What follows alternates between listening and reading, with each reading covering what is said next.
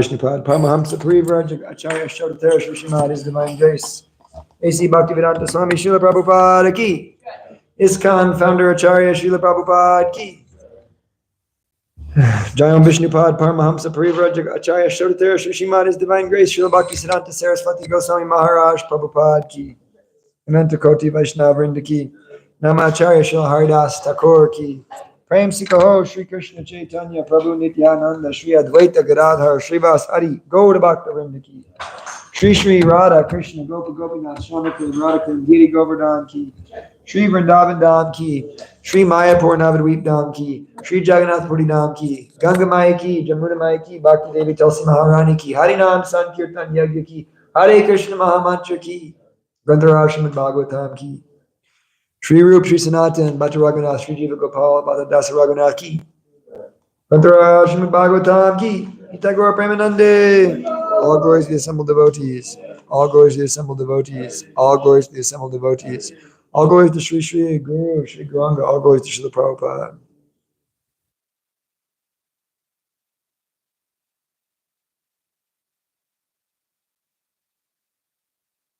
Okay, these great verse.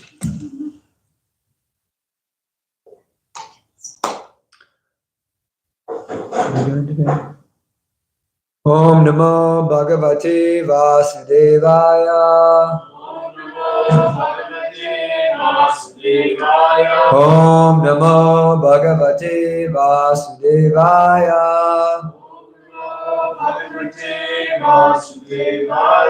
Om Namo Bhagavate Vasudevaya.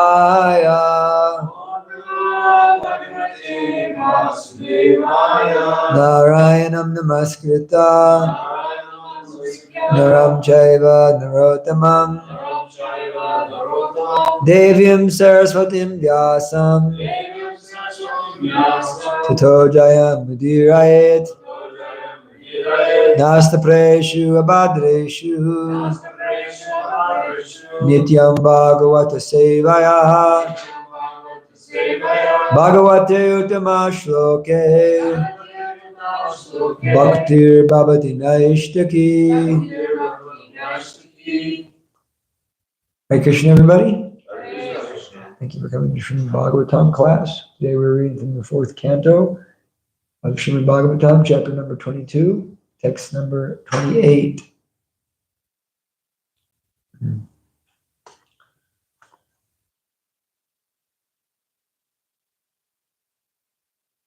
I have it down on my phone. Good. Oh, good.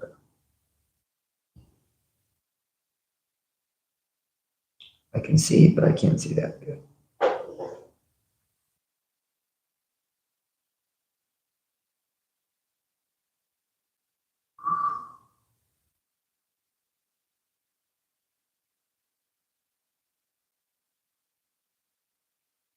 Excuse me.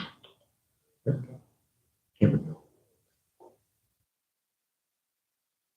Atmanam indriyartam cha param yarubayorapi satya shaya upadavai puman pashyati nanyada atmanam indriyartam cha param yarubayorapi satya shaya upadavai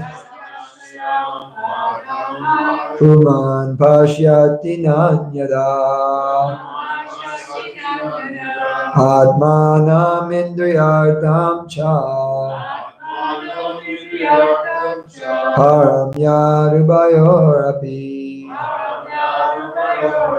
satya shaya upadavai puman pashyati nanyada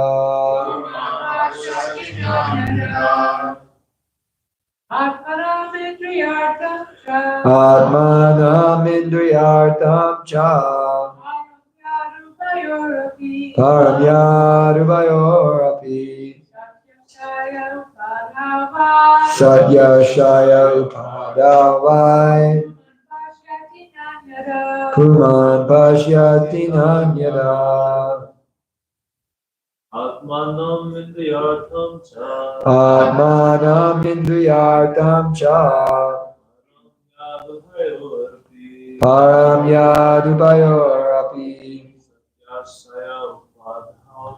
satya shaya upadavai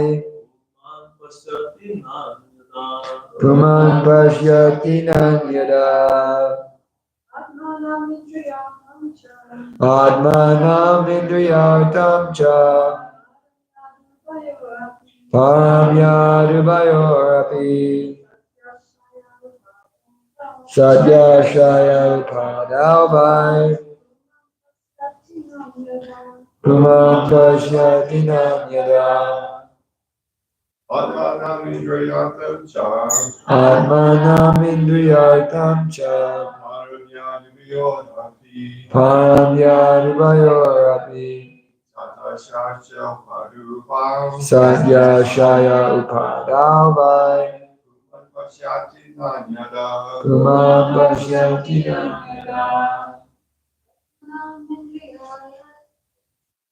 atmanam indriyartam cha param yadubayorapi satya shaya upadavai puman pashyati nanyada. Word for word. Atmanam, the soul.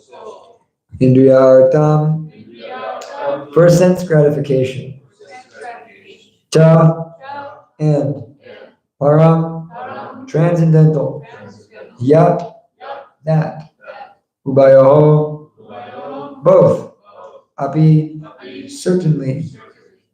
Sati, being situated. Ashraye, material desires. Padao, designation. Vai, certainly. Puman, the person. Pashyati, sees. Na anyada, not otherwise. Translation by Srila Prabhupada. When the soul exists for sense gratification, he creates different desires. And for that reason, he becomes subjected to the designations. But when one is in the transcendental position, he is no longer interested in anything except fulfilling the desires of the Lord. Please repeat. When the soul exists for sense gratification, he creates different desires. And for that reason, he becomes subjected to designations. But when one is in the transcendental position, He is no longer interested in anything except fulfilling the desires of the Lord. Prabhupada's purport. Being covered by material desires, a spirit soul is also considered to be covered by designations belonging to a particular type of body. Thus he considers himself an animal, man, demigod, bird, beast, etc. In so many ways, he is influenced by false identification, caused by false egotism. And being governed by illusory material desires, he distinguishes between matter and spirit. When one is devoid of such designations, there is no longer a difference between matter and spirit. At that time, the spirit is the only predominating factor.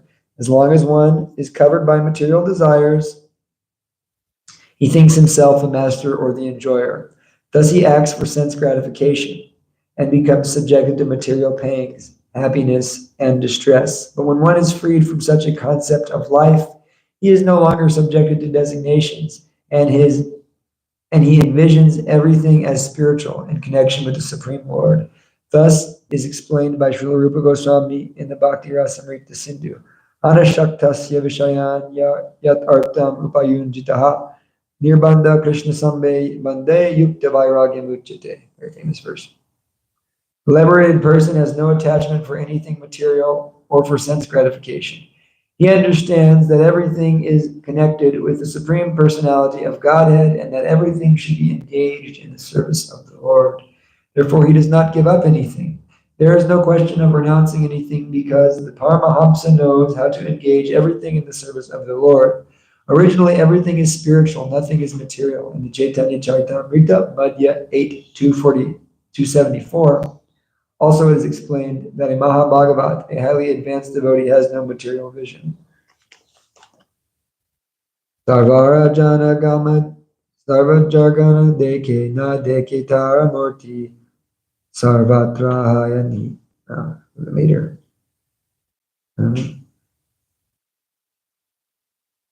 Sarvara Jana Gama Deke. Although he sees trees, mountains, and other living entities moving here and there, he sees all the creation of the Supreme Lord. All as the creation of the Supreme Lord. And with reference to the context, he's only the creator and not the created. In other words, he no longer distinguishes between the created and the creator. He sees only the Supreme Personality of Godhead in everything. He sees Krishna in everything in Krishna. That is oneness. That's very beautiful, isn't it?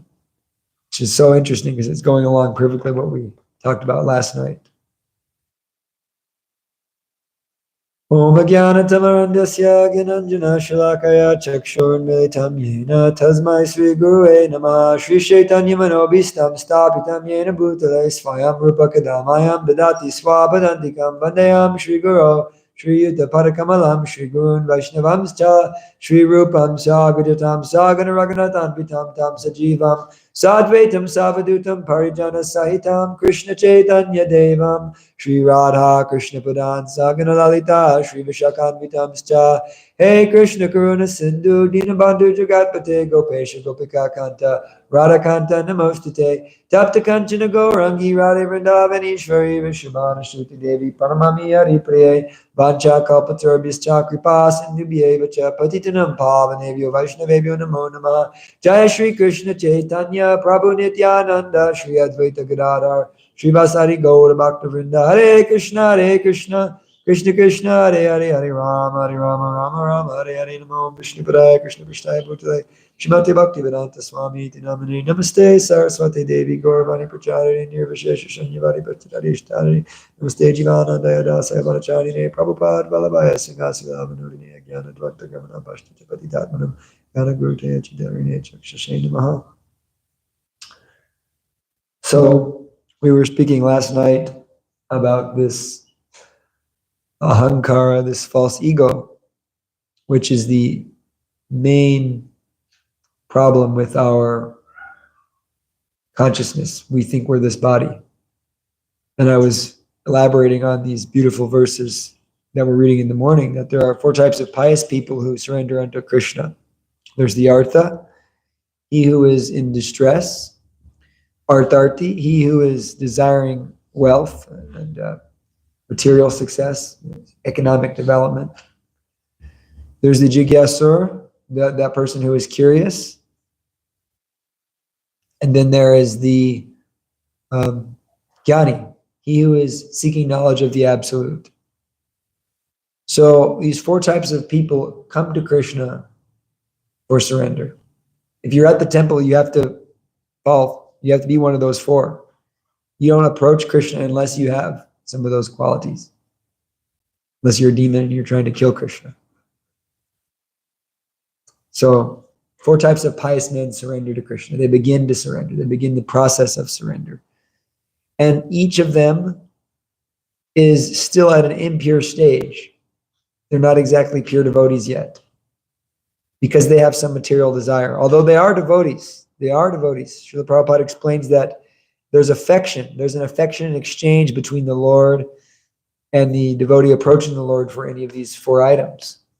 Because the Lord fulfills those desires. And when the Lord fulfills our desires, we feel some affection for the Lord. Maybe we've experienced that when we were children. We were growing up in religious families. I used to pray to God a lot as a child. All the time I would pray to God. I was always talking to God. And I was really terrified as a child of offending God. That was like a big meditation of mine as a child. Sometimes I would pray to God for things and then they would happen. And I would think, oh, thank you, God. Like my godbrother Hamsa Balaram Prabhu always tells the story of how he prayed for shoes. He didn't have any shoes, and he asked his mom if he can have some shoes, and his mom said, no, we don't have any money. And so he asked everybody in the family, and they all told him, you better pray to God. So he prayed to God, my dear God, please give me some shoes. And said he went to school the next day, and a person came up to him and said, I'm going to buy you some shoes. And so at that point, he decided that he believed in God. And from that point on, he dedicated his life to God. And his entire life, from the time he was 8 years old till he's 75 now, he's been dedicated to God. He was a priest for many years, and now he's a devotee. So four types of pious people come to the Lord and they surrender to him. And there's some exchange that goes on. If the Lord gives you your desire, then you begin to become affectionate toward the Lord. The pure devotee doesn't pray for anything material, but when I got in my car accident and I was deemed the cause, the police officer was writing the report, I was thinking, oh my dear Lord Jagannath, you can bewilder this police officer if you desire, because this car is used in your service and I don't have the money to pay for all this and I can't afford to lose my license. And so 3 months go by, and then when I go to the court, they say, oh, the police officer, he wrote up the wrong thing in the report, so the case has to be thrown out. I remember thinking, I remember feeling that affection, for Lord Jagannath. But that wasn't pure. It wasn't a pure thing. But Lord, I did feel the affection that Lord Jagannath bestowing upon me. So that's described by Srila Prabhupada in the purport to that verse in the 7th chapter of the Bhagavad Gita, that there's some exchange of affection between the pious person approaching the Lord for some material thing and the Lord himself. But that's not exactly pure. And so Krishna goes on to describe that the person who is situated in knowledge, the jnani, is the best of the four. All of them are magnanimous souls, Krishna explains. But one who is situated in knowledge of me, I consider to be the best. I consider to be like my own self. He is very dear to me, and I'm very dear to him. So we spoke about all this last night, but we're going to continue on because we're still in that same thought train, because it's all relevant, this verse. Because this line here, he is no longer interested in anything except fulfilling the desires of the Lord. So I spoke last night on what's the difference between a jnani, or someone who is seeking knowledge of the absolute, and a pure devotee. And I felt I miscommunicated last night, although it was received properly by the audience. When I heard the class, I felt I miscommunicated because this is a realization I've been playing with. And I want to clarify it, and this is an opportunity to clarify. The jnani the Jigyasur, the Artha, and the Artarthi, they all have some material desire, and therefore they're not pure devotees. Even the Jnani, he has a desire for spiritual knowledge. Actually, we can't avoid desire. This is where I felt I didn't communicate properly. We can't avoid desire. We have spiritual desires are a real thing, but a real spiritual desire is to just please Krishna and do whatever Krishna wants, like Srila Prabhupada Priti Maharaj is speaking here. Right? Is that who's speaking? Yeah, Priti Maharaj is speaking. Where's the Kumara speaking? Sanat Kumara speaking. Yeah. So Sanat Kumara is saying, he is no longer interested in anything except fulfilling the desires of the Lord.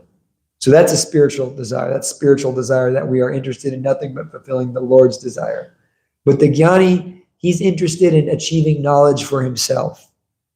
He's interested in liberation. He's interested in understanding things for himself. He's not actually necessarily interested in this pure service yet, this pure love. And therefore, he still thinks he's this body. And that was the point I was really trying to drive home, which I felt was successful in last night's talk. That even though he's a Jnani, he is apparently situated in knowledge that he's not this body, he still thinks he's this body. He's not exactly pure yet. Why is that? And I gave the example that sometimes unscrupulous people criticize Srila Prabhupada because Srila Prabhupada didn't speak on such a high level. Srila Prabhupada wasn't speaking of Krishna Leela, he wasn't speaking of Ras Leela and these Rasik type things. Srila Prabhupada was speaking Dehinosmin yata dehe komaram yavaram jahat tata dehantara praptir diras tatra namuyati. Srila Prabhupada was speaking that you're not this body and you're reincarnating, karma, reincarnation. Srila Prabhupada was speaking on this level. Because if you actually realize you're not this body, you're fully Krishna conscious. You have to be. And the next verse of this line of verses in the 7th chapter proves that. Bahunam janmanam ante gyanavam mam prapadyate vasudevam saramiti samahatma sadurlabaha. After many, many births and deaths, one who's actually a Jnani, a real Jnani, someone who actually realizes I'm not this body, someone who actually realizes I'm spirit. Mam prapadyante, he surrenders to Krishna. Why? Because Vasudevam Sarvamiti, he sees that there is nothing but Krishna. And Srila Prabhupada, in the purport to that verse, he says that he realizes Krishna's mercy is everything. That is very, very rare. Sa Mahatma Sadurlabha. Such a great soul is very rare. So even if we're seeking all this knowledge, we're seeking all this so-called spiritual knowledge beyond just wanting to serve Krishna, then we're still under the bodily conception of life. Why is that? Because the soul is Sat Chit Ananda. The soul is eternal, full of knowledge and full of bliss. So if you realize yourself as the soul, what is there to know? You're full of knowledge. Or as Mahatma Prabhu likes to say, you're full of chit. You're full of knowledge. So the self-realized soul is already full of knowledge. He doesn't have to endeavor in an extra way to attain spiritual knowledge. He's thinking, I need to figure it out. I need to get this, and therefore, even devotees who are what we call jnana mishra bhaktas, it's bhakti yoga mixed with some jnana. They're thinking, I'm so many things. I'm so impure, which is a good thing to think. I kind of felt like I didn't clarify that properly. We should think ourselves lower than the straw in the street, but the context has to be proper. We see so much of the time we see people, oh, I'm so fallen, I can't do service. We see this. This is kind of it's an ego trip, actually. It's a trip on my false ego of I'm fallen, I'm covered by the material energy, I'm all these false identifications. That's your false ego. The real soul is Satchidananda. So you're full of knowledge. So someone who actually realizes that I'm not this body, They have full knowledge. Krishna says they're situated in pure knowledge of me. Because you can't realize you're not this body, no matter how advanced you think you are. You can't realize you're not this body unless you're a devotee of Krishna. Mancha yovya bicharena bhakti yogena sevate sagunan samatit yaitan brahmabhuyaya kalpate. That if you can engage in undeviating devotional service, mamcha yovya bicharena bhakti yogena sevate, and undeviating, unflinching bhakti yoga seva, sagunan samatit yaitan, you're above the modes of material nature. And therefore you come to the level of Brahman, brahmabhuyaya kalpate. You can come to that level of realizing I'm spirit. So the jnani, the person seeking knowledge of the absolute truth, he hasn't realized that he's full of knowledge yet, because he doesn't know who he is. He hasn't associated with the pure devotee. And Srila Prabhupada explains in the purports to those verses, which I didn't touch on last night because I didn't have enough time to prepare. I should have said this last night, that how do you come from that platform of being a jnani to being a pure devotee? What is the process? What is the key factor in that? You associate with a pure devotee of Krishna. What is that pure devotee? Someone who is free of the concept of not being in knowledge, because he has full knowledge of who he is. What is that? Who are we? Mamaivam sho jiva loke jiva bhuta sanatana. We're parts and parcels of Krishna. Jivara surup yohoy.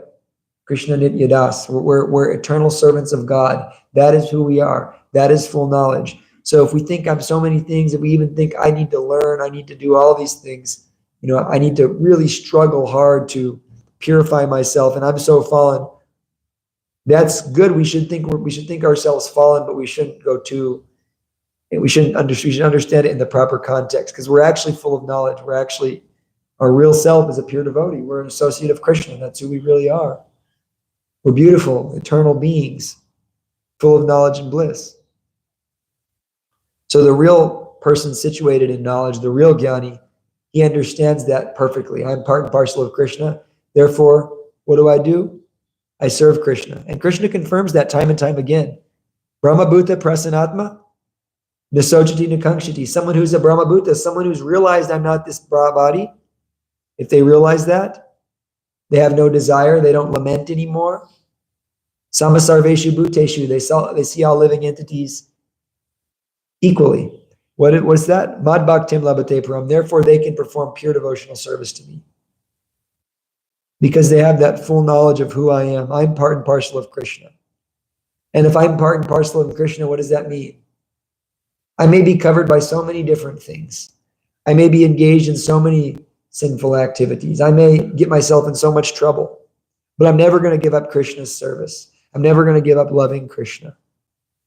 I'm always going to be Krishna's. I'm always going to endeavor to serve Krishna. And there's nothing this world can throw at me that could possibly break me. Because why? Because I'm convinced I'm part and parcel of Krishna. I'm not this body.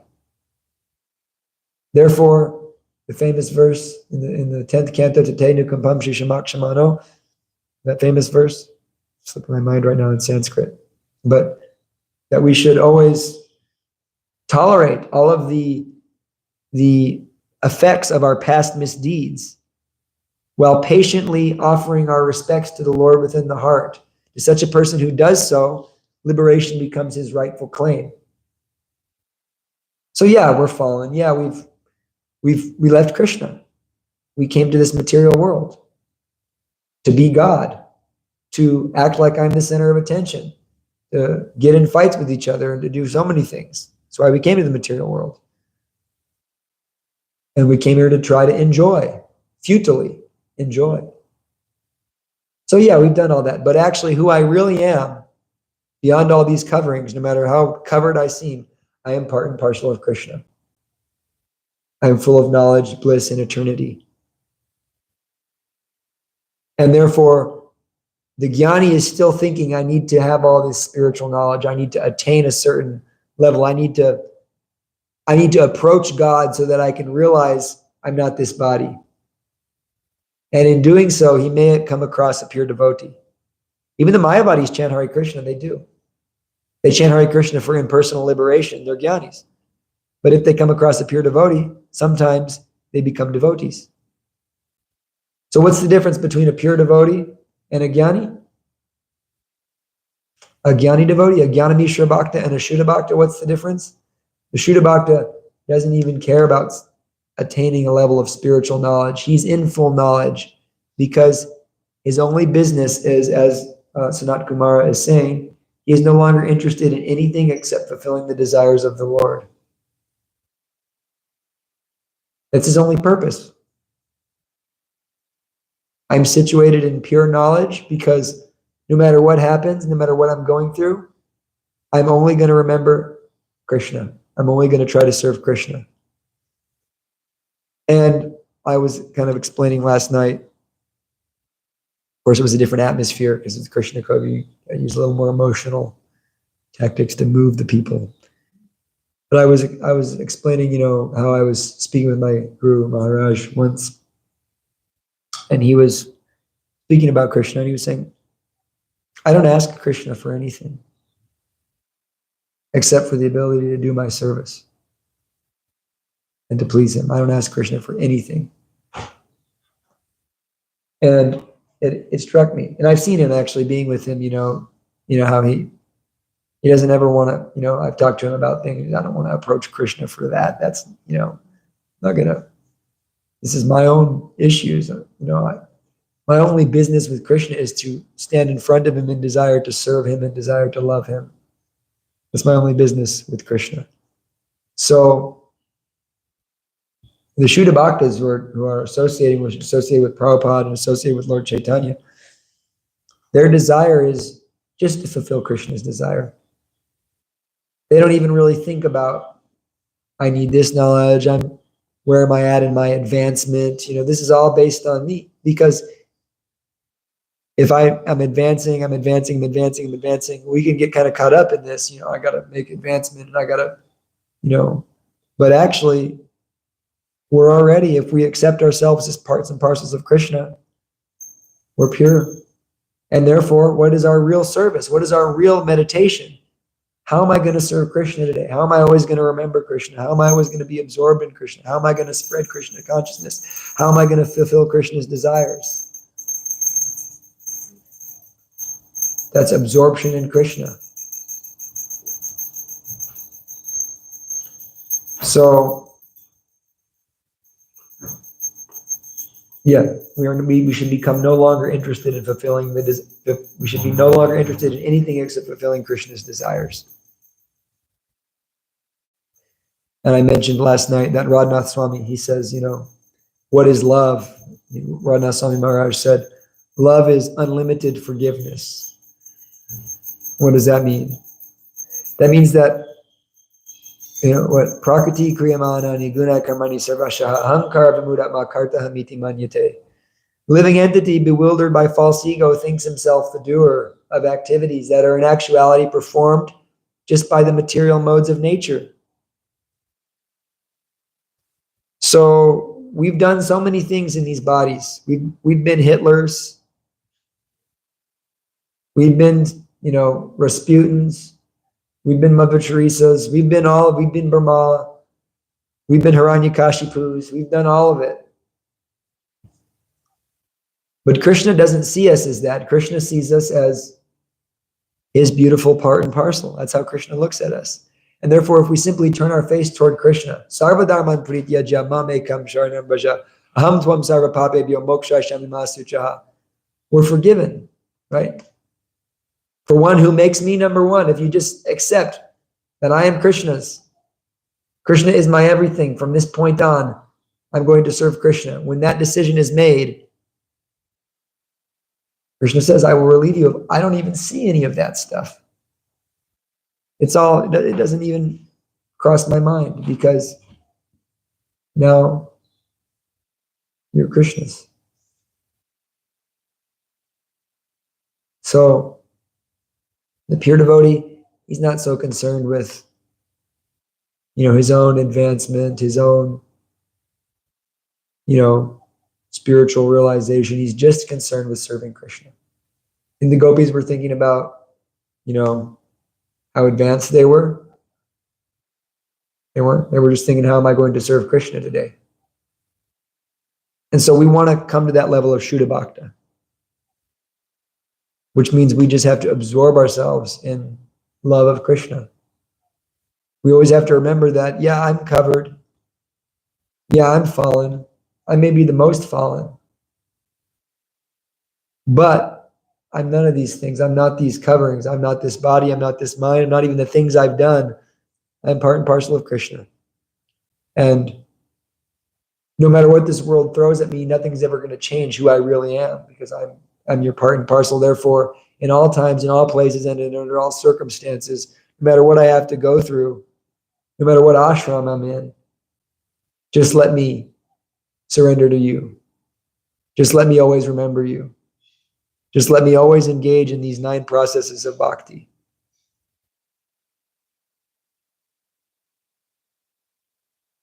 In all circumstances. Me and Lavanga Mataji were speaking about that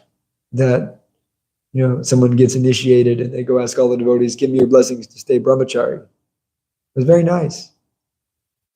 But I would rather ask the blessings to be a pure devotee of Krishna. This is kind of the material aspect of things, right? So whatever the external may be, whether one's a highly advanced sannyasi or one's an ant, on the spiritual platform, they're the same. So in Goloka Vrindavan, there's no difference between the ant and the friend of Krishna. Both are just totally absorbed in how to serve Krishna. Even the ants in Goloka Vrindavan are serving Krishna. And the trees are serving Krishna. The peacocks are serving Krishna. The wind is thinking how to serve Krishna. Everything is just simply trying to facilitate the love between Radha and Krishna. This is the spiritual world. So, therefore, we should absorb ourselves in simply trying to please Krishna. And this verse has a few nice points. That when the soul exists for sense gratification, he creates different desires. And I think of that verse in the Bhagavad Gita, Purusha prakriti stohi bhankte prakriti jangunan, karnam guna sango syat syadased yoni janmushu. That the living entity is Purusha prakriti stohi, the Purusha, the living entity that's situated in this material world, in this prakriti. Bhankte prakriti jangunan, he's enjoying, bhankte means enjoyment. Bhankte prakriti, he's enjoying this material nature, these enjoyments. Jan means birth, gunan means from the mode. So he's enjoying things coming from the modes of material nature. He's enjoying based on the modes of material nature. Bhankte prakriti jan gunan. Karnam guna sango syat. Why? Because karnam means because, the cause. Guna sango syat, because he's sangha. He has this sangha with the gunas. He's associating with the modes. Therefore, sadasad yoni janmashu, he takes birth in various wombs of good and evil.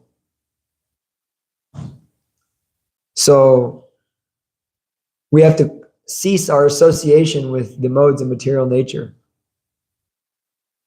Before we were talking at a very high level, now we're going back down into practicality.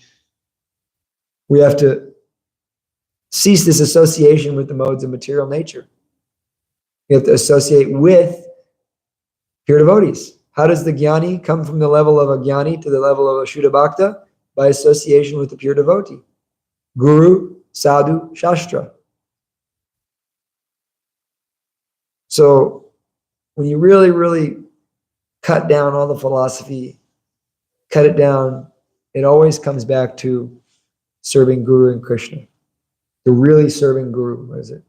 Yasya deve para bhaktir yata devi tatagara tasyaite katita kyarta prakasanta mahatmana. To one who serves the spiritual master, who has implicit faith in the spiritual master and in the Supreme Lord, to him all the imports of Vedic knowledge are revealed.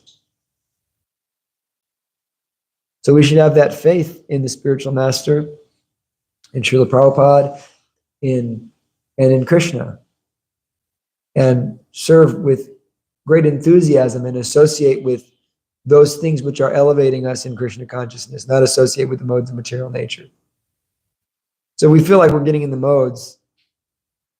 If we feel like I'm getting some passion, I'm feeling more agitated in my senses than I would normally. Where are we associating? We can analyze. Where am I associating with the mode of passion? Who did I associate with today? What am I putting in my mind? What am I putting in my consciousness? So therefore, the process of Shravanam, Kirtanam, Vishnu is that we constantly hear and chant about Krishna.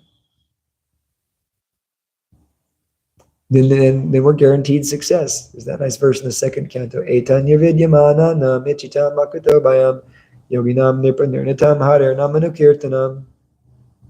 That this chanting of the holy name while following in the ways of the great authorities is the doubtless and fearless way to success for all. Whether one is an advanced yogi with no material desires or is full of material desires. Harer namanu kirtanam. Just always chant about Krishna. Absorb ourselves in Krishna. So it's so nice. We can become purified by associating with Krishna in the form of his holy names, in the form of his pastimes, in the form of his pure devotees, in the form of his prasad. We become purified by associating with Krishna. And, I've been really playing with these types of what we spoke about in this class, this realization of, because I think, like I explained, we can be infected with this Jnana Mishra Bhakti and this kind of obsession with our own fallen nature and this desire to, become situated on the Brahmabhuta platform, become situated in this platform of pure knowledge. And we continuously, pray to Krishna, I'm so fallen, purify me, I'm so fallen, purify me, I'm so this, I'm so that. Rather than thinking, Krishna, how am I going to serve you today? I'm imperfect, I'm full of flaws, I have so many maladies, but still, you're my Supreme Lord. I'm yours. Sarvadharman Prityaja. Mam ekam sharanam vraja. You're the only one for me. Therefore, what can I do for you today, Krishna? And let me engage in whatever service that you give me with full enthusiasm. Whether I am successful at such service or whether I'm unsuccessful, still I'm yours. And therefore Krishna says, Apichet siddharacharo bhajate mamananyabhak sadareva samantavya samyag gavashito saha. That even if one is sudarachar, even if one is filled with the worst behavior, if he is a serious, unalloyed devotee of God, he's never going to give up Krishna's service. It doesn't mean that consequences don't befall him. It doesn't mean that he doesn't deal with the karma of his activities.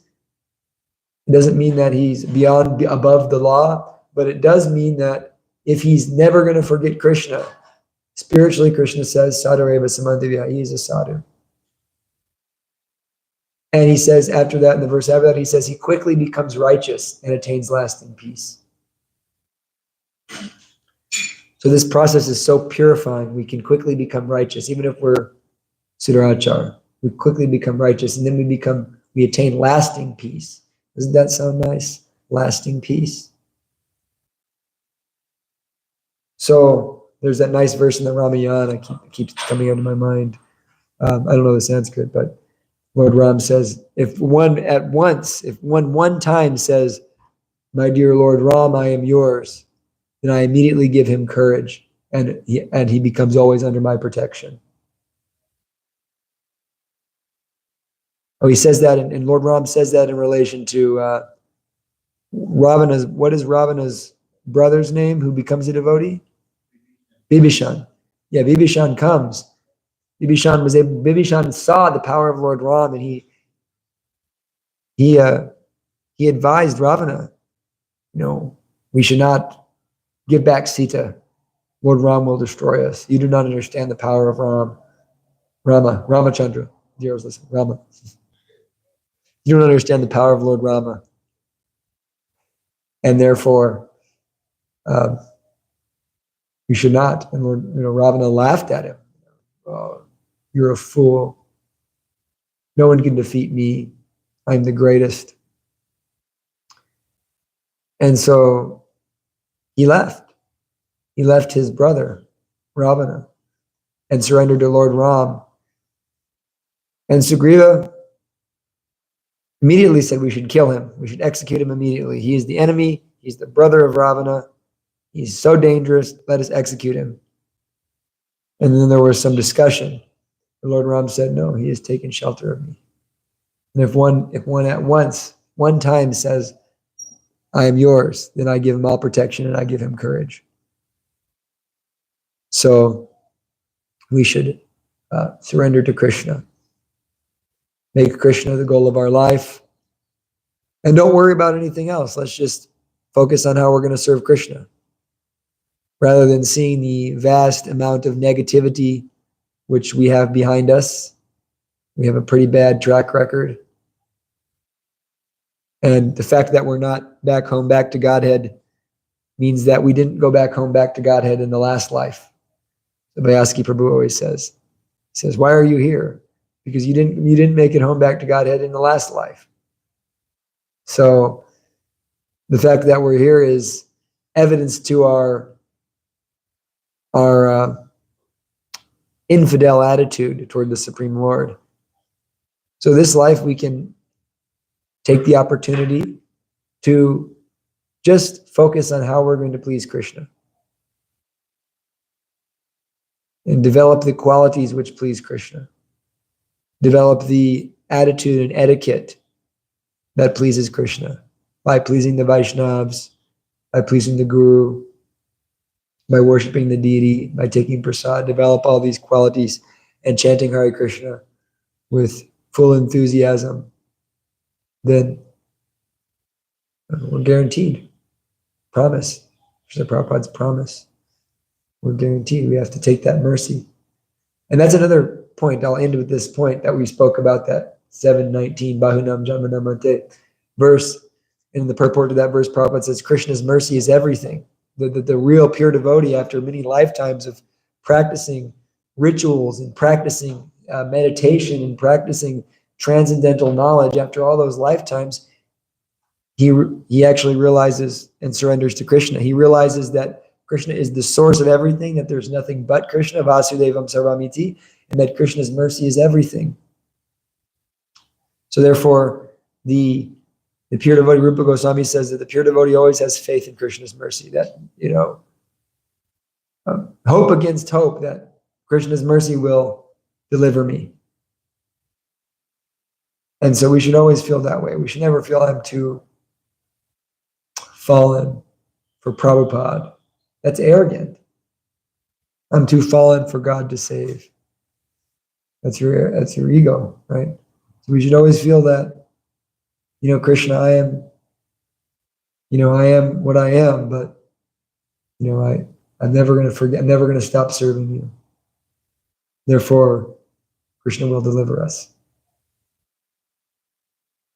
Just like Mukunda Datta. He had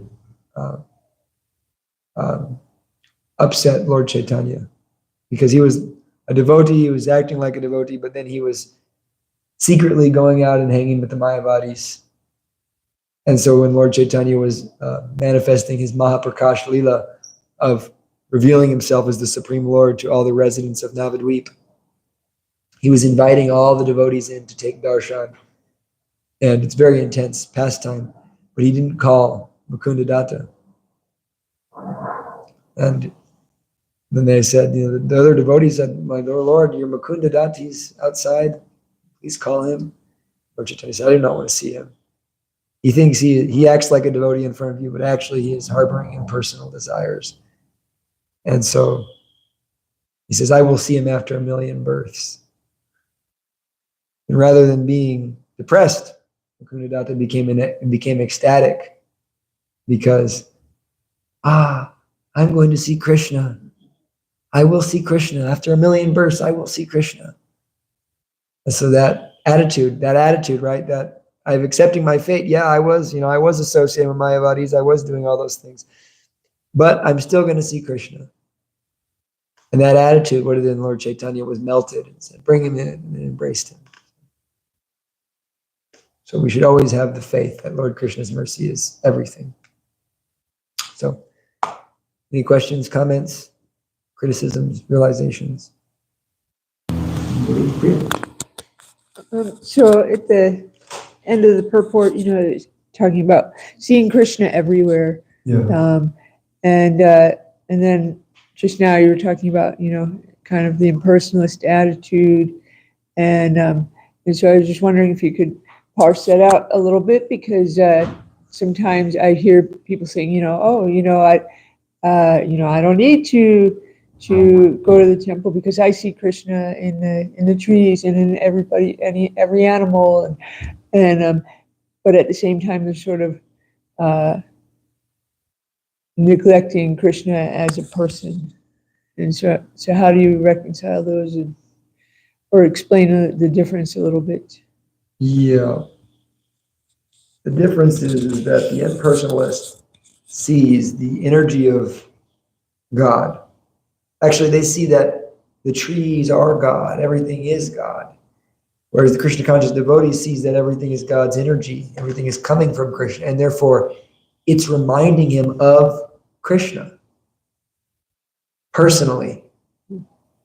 And you can't have love for this energy, but the personality of Godhead, Krishna, is the most beautiful personality in all the world. And so you can have a relationship of love with Krishna. You can have pure love of Godhead because you know who he is. That's our special mercy that we get from Lord Chaitanya. We know who Krishna is. We know who God is. We know what God likes to do. That is something that Mahaprasada Govinde Nama Brahmi Vaishnava Smalopam Yambatam Rajam Vishwasanaya Vijayata. It's very, very rare, right? For only those with very little pious credit cannot see the Mahaprasad. They cannot see Govinda. They cannot see the devotees. They don't appear. So the personality that's a devotee, he is seeing that Krishna is a person. And he is loving Krishna for who he is. In other words, he's not trying to just have some spiritual realization. He's not a jnani anymore. He's sold out to the person he loves. It doesn't even matter. I'm sold out to the person I love. I'm sold out to Krishna. So I see him everywhere. Not that I'm trying to see that there's spirit everywhere so that I can relieve myself of suffering, so that I can have knowledge, so that I can become an enlightened being. That's how any other person that's not a pure devotee of God is thinking. Every single one of them. But a pure devotee of God is thinking, there's that tree reminds me of Krishna. That flower that would be nice in Krishna's hair. The sky is blue. Krishna's blue. The sun is Krishna's eyes. That's how the pure devotee is thinking. Krishna is so wonderful. Krishna is created so wonderful. And so they want to go to the temple. Even the pure devotee who does see Krishna everywhere still goes to the temple. Srila Prabhupada, no one had more reverence before the deities than Srila Prabhupada. So why is that? Because this is all Krishna, but that is Krishna directly. It's all Krishna's energy, but he is Krishna in the form of Krishna, appeared before me. So although everything is that person, you go in the house of someone you love and it's all them. You see their picture, you see their mom, you see, their dog. It's all reminding you of them. It's all their energy. But then when you see them, that's something special in itself. So the pure devotee goes to the temple because it's the house of God, to be with the person they love in a personal way. And that's why we chant the holy name. That's why we read the Leelas. Yeah. Ramnath Prabhu. Yeah, a couple of things. Thank you. I had a lot of realizations in your class. One, I was thinking you were talking about we're not our past. But then sometimes I find myself struggling with guilt to apply the knowledge. I guess that would be the best way of putting it. What would? Well, guilt is a reaction to past activities. You know, guilt is something that it's a karmic reaction. You know, it's like if we smoke lots of cigarettes, we get cancer. So we've done things that are causing guilt. Matra sparshastu kunteya sitoshna sukha dukkha da agamayo payunityas pramtatikshava bharataha. We should tolerate. Yeah, I'm guilty. I have to face that consequence of whatever mental anguish I'm going through on that regard. But I'm still Krishna's. And I'm not that. This body and this mind are experiencing the consequence of those activities. But me, the soul, I have nothing to do with it. And therefore, by my intelligence, I'm applying Krishna conscious knowledge. I'm acting only in Krishna's service. And so we may understand that I'm not these things. We may understand that I'm not this body, but that doesn't mean the body doesn't feel. The mind doesn't feel. Those feelings are going to be there. But we don't let them take us down, and we don't pray to the Lord to relieve us of them. We don't go to the Lord to help us overcome it. We don't spend our mental energy thinking, how am I going to stop feeling this way? Rather, we just focus on how we're going to serve Krishna. And it all becomes burned up in the fire of devotional service. We're not our past. We're relieved of it. But we still have to deal with our parabdha karma. It's described in Bhakti Rasamrita Sindhu. The devotional service dissolves aparabdha karma. All the unmanifested. Everything you've done for trillions of lifetimes is gone.